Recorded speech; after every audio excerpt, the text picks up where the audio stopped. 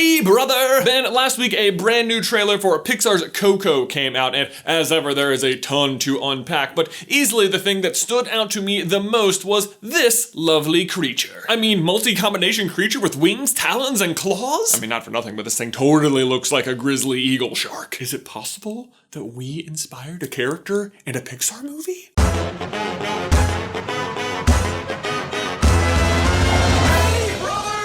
Almost definitely not, but I am going to leave the door open at only almost probably impossible, so good job, everybody. But whether it's based on the grizzly eagle shark or not, the actual backstory on this thing is actually pretty awesome, and maybe I should stop calling it a thing because it does in fact have a name and does look kind of dangerous. Her name is actually Pepita. Aw, isn't that cute? Maybe not, but Pepita does still translate to nugget or pumpkin seed, which is still adorable. Just maybe don't bring that up around her. Pepita is what is known as an Alebrije, which I feel confident I am saying incorrectly.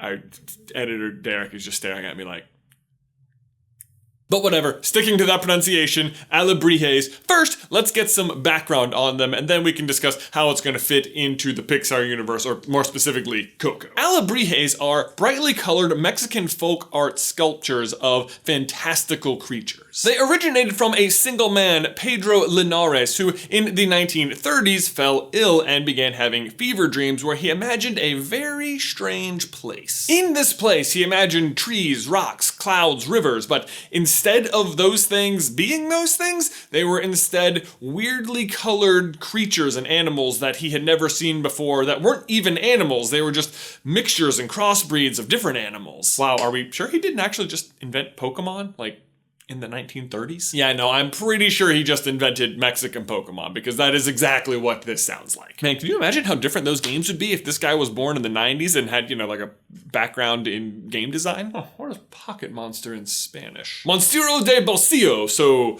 maybe Bolsillamon? Gotta catch 'em all. Tengo que atraparlos a todos?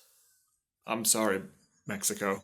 Yeah, I would totally play that game. Although, if you actually want to see me play Pokemon, you should head over to the Super Carlin Gaming channel. We have 4 full seasons of Nuzlocke that you can check out. Actually, similar to Pokemon, the name Alebrijes came from what the animals were saying. Although, instead of saying their own name, they all just said one single word. Alebrijes. I swear we're gonna find out that I've been like saying the plural of this the whole time. After Linares recovered from his fever dreams, he was so fascinated by them that he began creating sculptures of the animals out of paper mache. Then in the 1980s, some 50 years later, his artwork was put on display with some other Mexican artists, including a woman named Maria Sabina. Maria was from a town called Oaxaca, where the carving of small animals out of wood was already a common practice. But after seeing Linares' paper-mache sculptures, the people of Oaxaca began carving Alebrijes. And this is where things really took off, pioneered by yet another Mexican artist, Manuel Jimenez, or as I like to call him, Man Jim.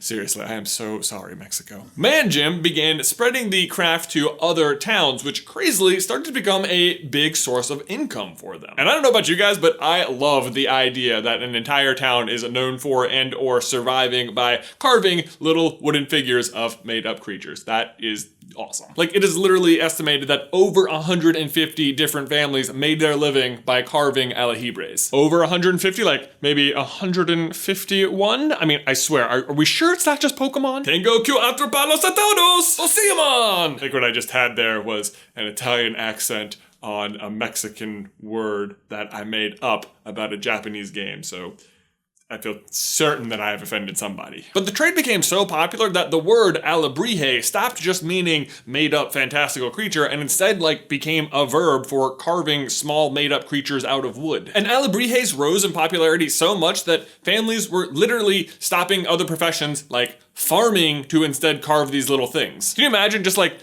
guys, remember when we used to, grow food? This is better. Guys, can you imagine if one such person used to be a professor, but now taught people how to carve alebrijes out of oak? What would they be called then?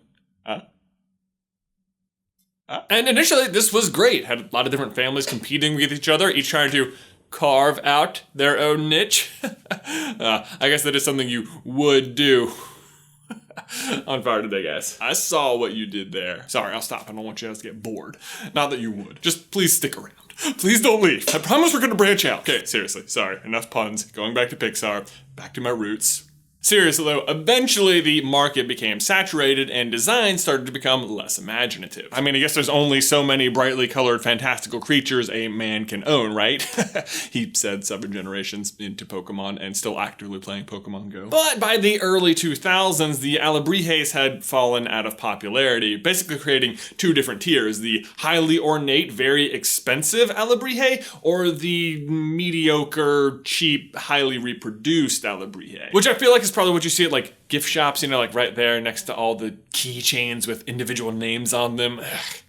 Gotta keep your keys clean, people. But that being said, I have a feeling they are about to rise in popularity once more thanks to a certain Pixar movie and a particular Pepita. Seriously, how cool looking is this character? Interestingly though, for all the Mexican history associated with the Alebrijes, they are not associated with Dia de los Muertos almost at all. And yet we can see a lot of Alebrijes in the Coco trailer, so clearly Pixar is taking some creative liberties with them. But my question is, if they're not traditionally associated with the holiday, then what are they doing in the movie? Well, at the end of the day, I think it's because Coco is not a movie that is going to just be about Dia de los Muertos. I think it is a movie that is aiming to be, in every aspect, a celebration of Mexican art, culture, and history. From the music, to the calaveras, to the papel picado, to the alebrijes, they want it all to be represented, and Pepita is maybe the most all-inclusive character of them all. Yes, we said earlier that these creatures were inspired largely by one man's fever dreams, and yet,